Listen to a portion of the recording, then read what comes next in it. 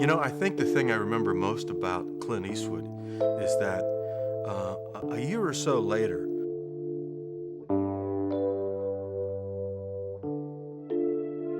Most people remember Robert Urich as the rugged, charming, tough guy from shows like Spenser for Hire and Vegas. On screen, he consistently exuded strength, control, and a readiness to confront adversaries. But off-screen, his real life was a whole different story. Behind the cameras, Robert was fighting battles far more intense than any script could throw at him. But he wasn't fighting alone. His wife, actress Heather Menses, stood by him every step of the way. And here's where the story takes another heartbreaking turn. Just a few years later, life also threw a curveball her way. So what happened to the couple? Join us today as we pull back the curtain on this one. From Toronto, Ohio to the spotlight. Not many actors can brag about starring in 15 different television series. But Robert Urich wasn't just any actor. With that smooth-as-silk voice, chiseled jawline, and that comforting everyman charm, he lit up the screen for 3 decades. But while millions saw a leading man who always came out on top, behind the scenes was a man facing battles that not even Hollywood could script. Robert Urich's story starts in the quiet town of Toronto, Ohio, not Canada. Born to John Paul and Cecilia Monica Urich, Robert had Rusin and Slovak roots and was raised Byzantine Catholic. He was your classic all-American kid, an excellent athlete, a natural leader, and someone who always seemed destined for more. He earned a football scholarship to Florida State University where, fun fact, he crossed paths with fellow future star Burt Reynolds. Robert played backup center on the football team, but his real magic wasn't on the field. He earned a degree in radio and television communications, and then took it a step further with a master's in broadcast research and management from Michigan State University. He was ambitious, he was smart, he had plans. He even took voice lessons at the University of Chicago and worked for WGN-TV in sales, pulling in a meager $150 a week. But the kicker? He got fired. Why? They found out he was moonlighting. Yup, Robert was hustling on the side, trying to break into acting, and that didn't sit well with his employers. He also gave the weatherman gig a try, but it didn't take long before he realized the green screen wasn't his final destination. In the early 70s, Robert finally made it onto television. And when he did, boy did he shine. With each role, from SWAT to Vegas to Spenser for Hire, he became a staple of American living rooms. He wasn't flashy or scandalous. He was solid, dependable, and deeply likable. That rare combo made him one of TV's most trusted faces. He wasn't just working, he was working. 15 different series, endless guest spots. He made it look easy, but success in the spotlight doesn't mean peace behind it, making it big in Hollywood.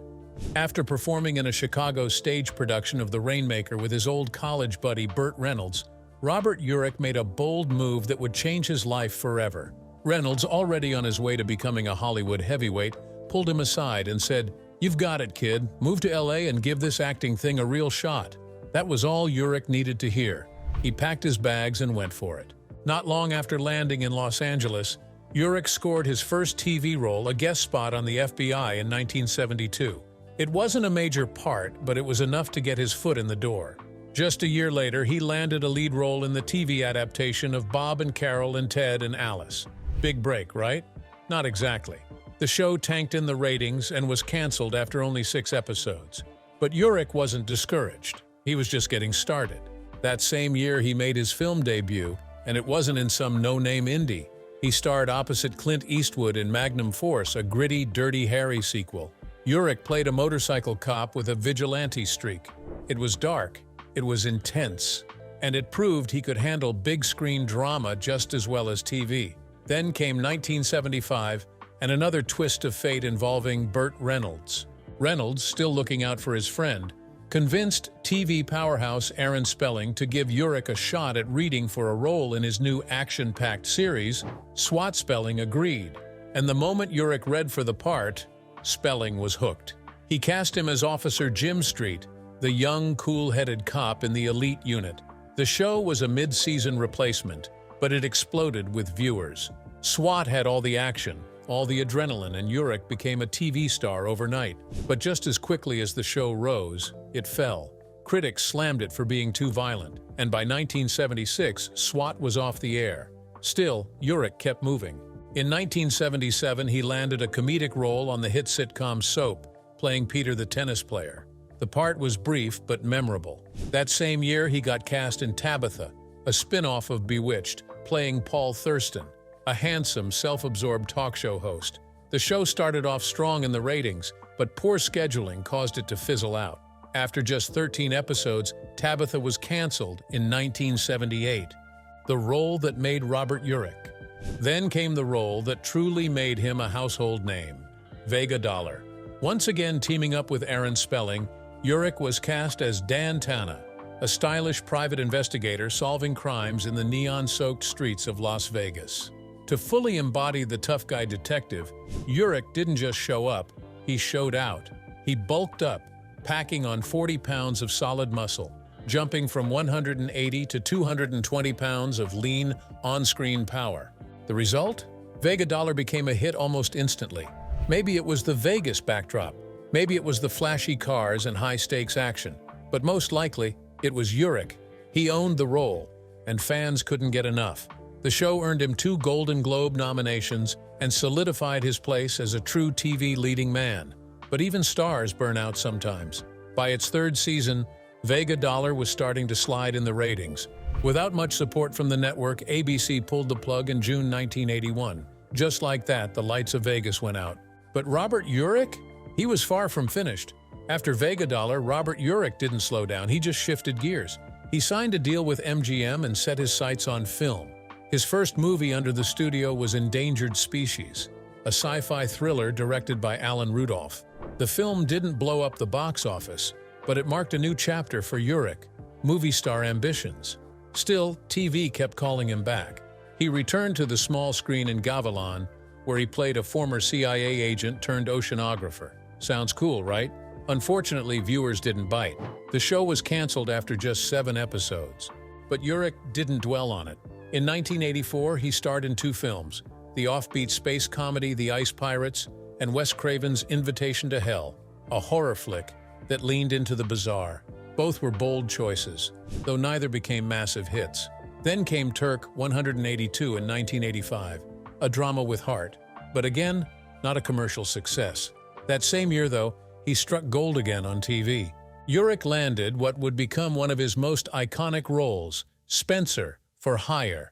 As the tough, streetwise private eye with a heart, he captivated audiences for 3 solid seasons. Even after the series ended, Urich wasn't done with the character. He reprised the role in several made-for-TV movies throughout the 90s. Ceremony, Pale Kings and Princes, The Judas Goat, and A Savage Place. And while he was busy being everyone's favorite TV detective, he added host to his resume. In 1988, he began hosting National Geographic Explorer, where he showed a more cerebral, curious side. That gig won him a Cable Ace Award. Then came one of the most critically acclaimed projects of his career, Lonesome Dove, 1989.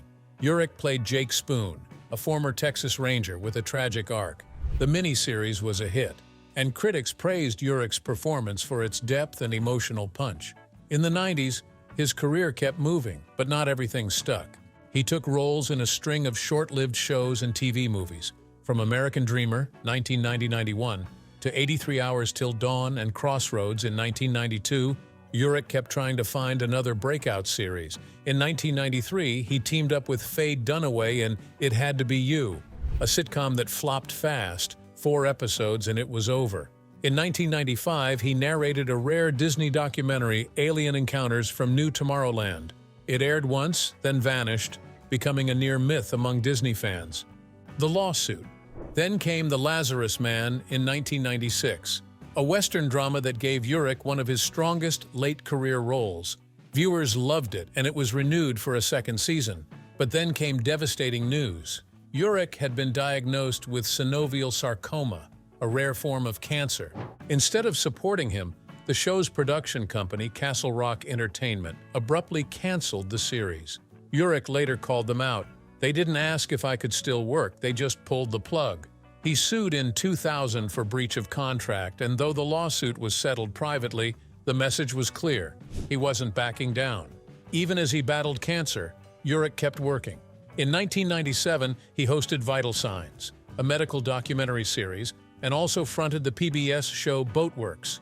By 1998, he was declared cancer-free and jumped right back into acting, starring as Captain Jim Kennedy III in Love Boat: The Next Wave. It ran for 2 seasons on UPN. Urich even hit Broadway, making his debut in Chicago as the slick-talking lawyer Billy Flynn. He toured with the show in 1999 and 2000, proving he still had stage presence and charisma to spare.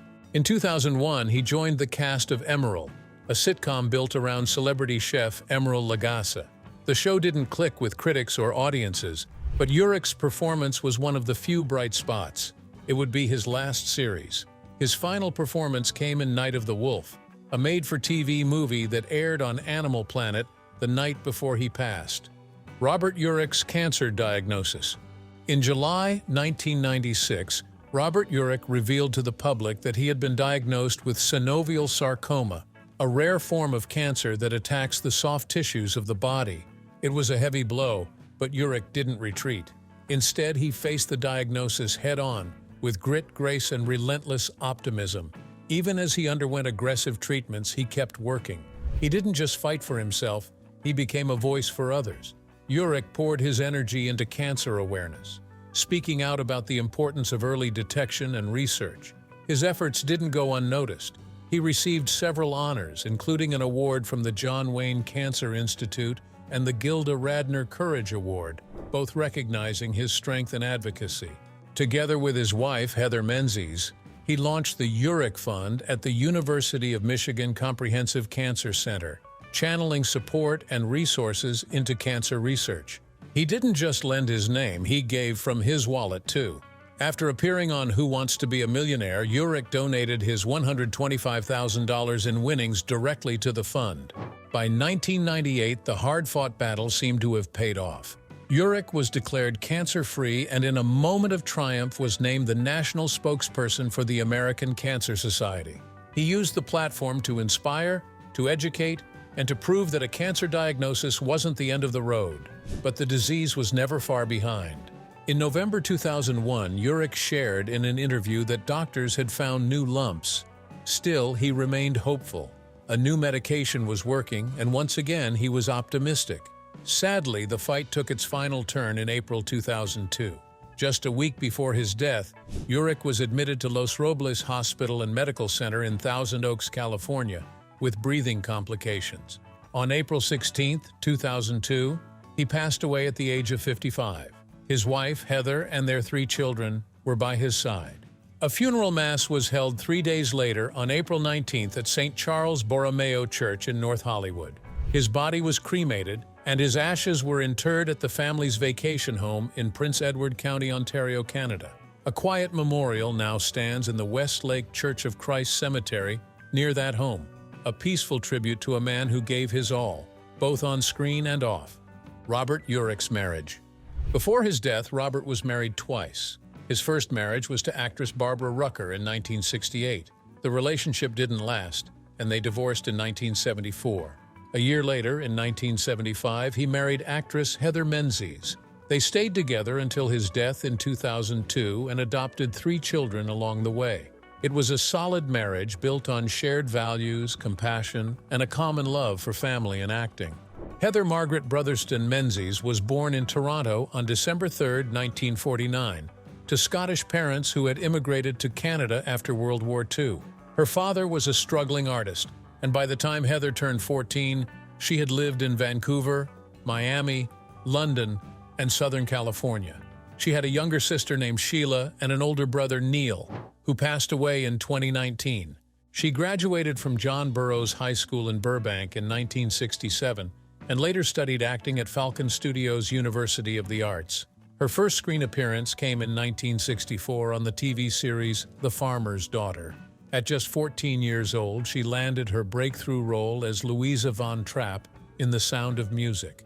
She had no formal acting experience, but she held her own among the talented cast, singing So Long Farewell and The Lonely Goatherd.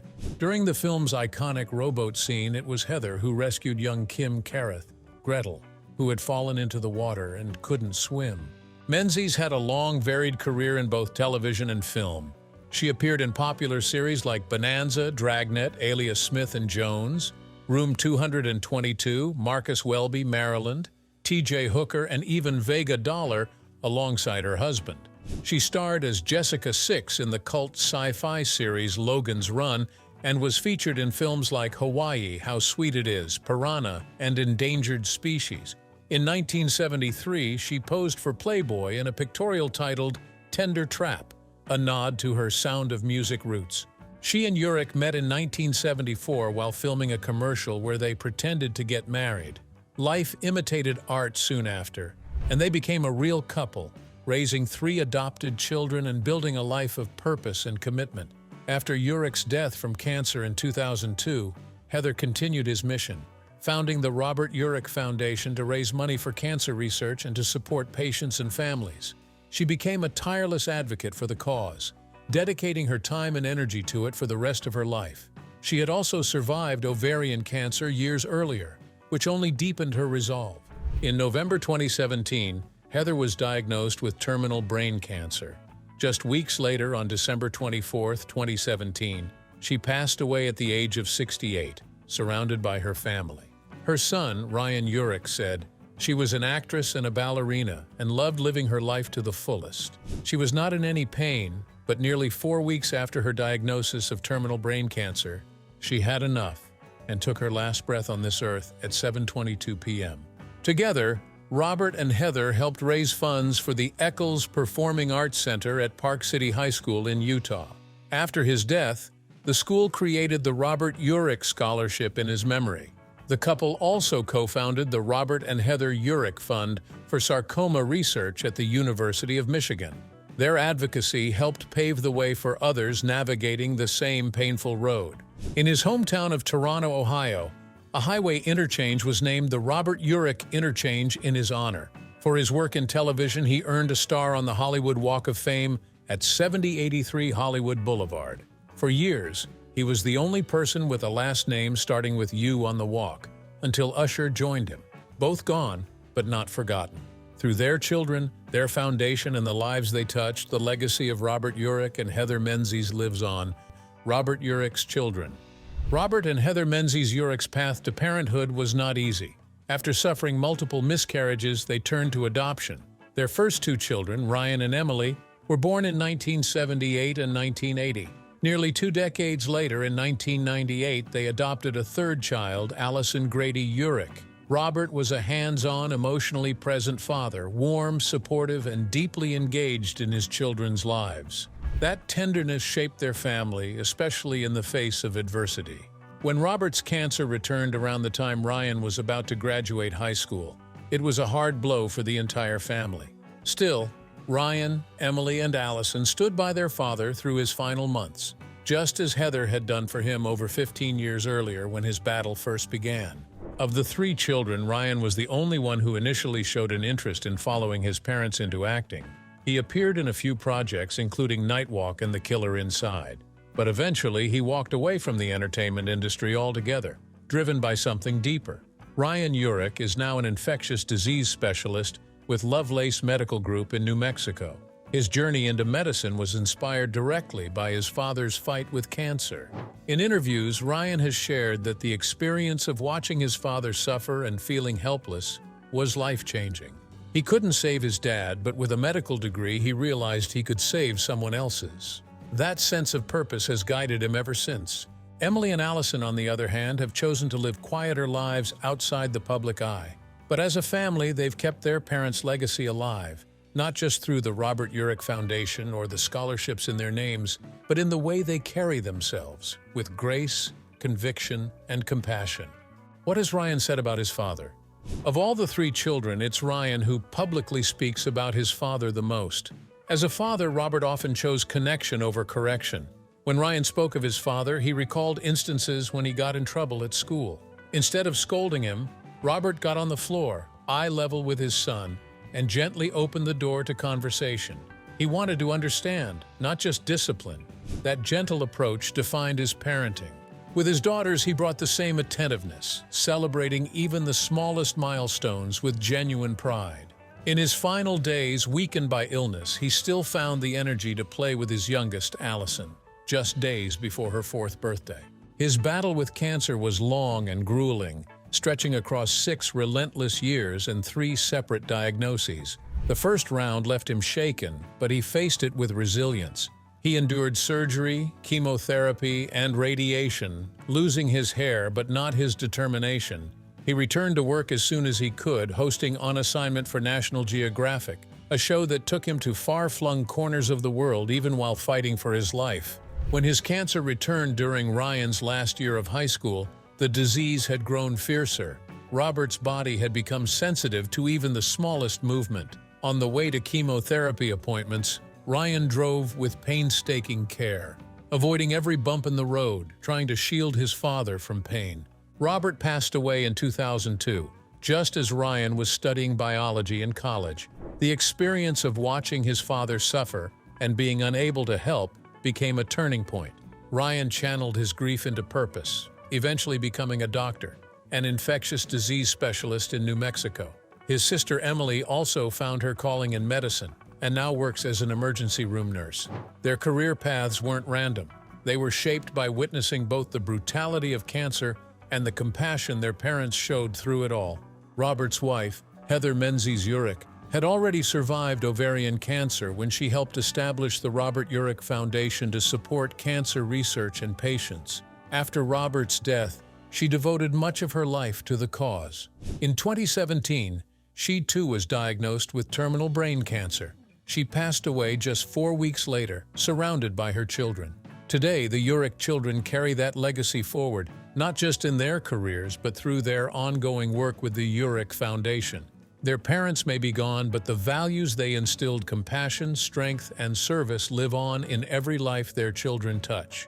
The many controversies of Burt Reynolds. Although Robert Urich was widely admired for his humility, kindness, and unwavering devotion to family and philanthropy, his close friend Burt Reynolds lived a far more turbulent and controversial life, especially when it came to his romantic relationships. Nowhere was this more evident than in his high-profile marriage to actress Lonnie Anderson, a union that began with Hollywood sparkle but ended in public spectacle and personal ruin. Reynolds and Anderson were a tabloid dream in the 1980s. He was the mustachioed star of Smokey and the Bandit, and one of the biggest box office draws of his era. She was the glamorous blonde from WKRP in Cincinnati, adored for her comedic timing and bombshell looks. Together, they represented the ideal Hollywood couple, at least on the surface. Their romance officially began in the early 1980s, marked by frequent breakups and reconciliations. When they finally married in 1988, it was in a ceremony as extravagant as the public had come to expect from 2 stars of their caliber. But behind the closed doors of their mansion, their marriage was beginning to rot. The relationship quickly unraveled, marred by arguments, clashing egos, and allegations of infidelity. While the couple initially kept their struggles private, everything spilt into the public in 1993 when Reynolds filed for divorce. What followed was one of the messiest, most expensive splits in Hollywood history. The divorce became headline fodder, filled with damaging accusations from both sides. Reynolds painted Anderson as reckless with money, claiming she contributed to his growing financial problems. Anderson countered with accusations of emotional and physical abuse. The public ate it up, and the media's obsession with their fallout only intensified the emotional damage. At the time, Reynolds was already grappling with the decline of his acting career and a growing mountain of debt.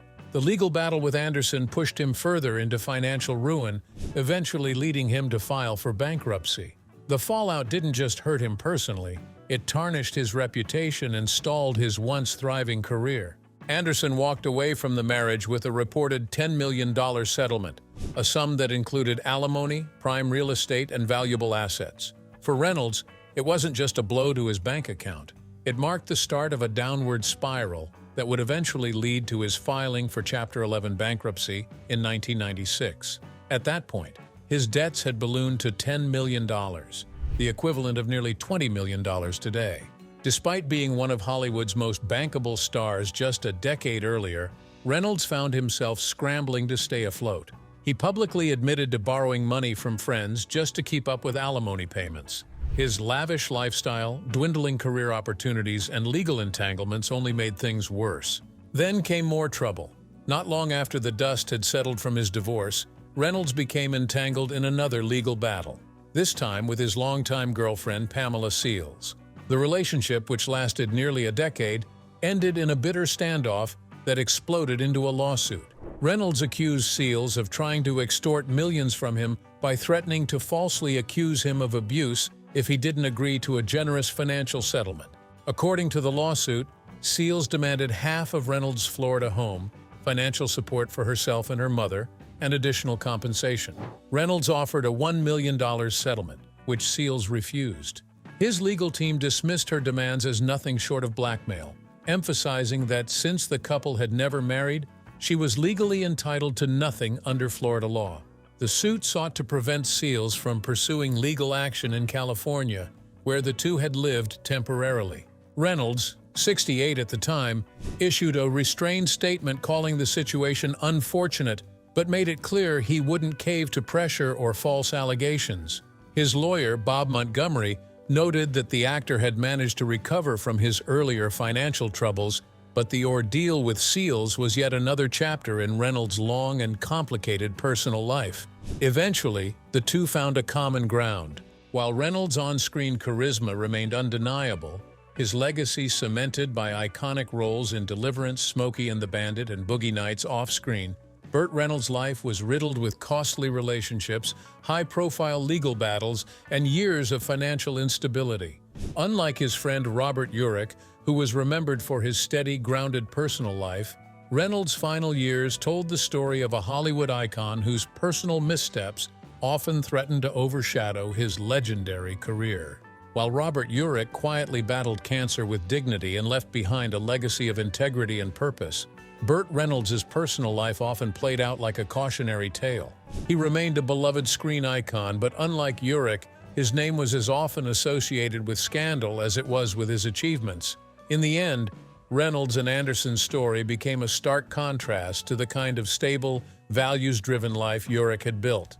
What did you think of Robert Urich and Burt Reynolds' friendship? Drop your thoughts in the comments. If you enjoyed this video, remember to like, share, and subscribe to our channel. Don't forget to check out the next video on your screen. You will enjoy it.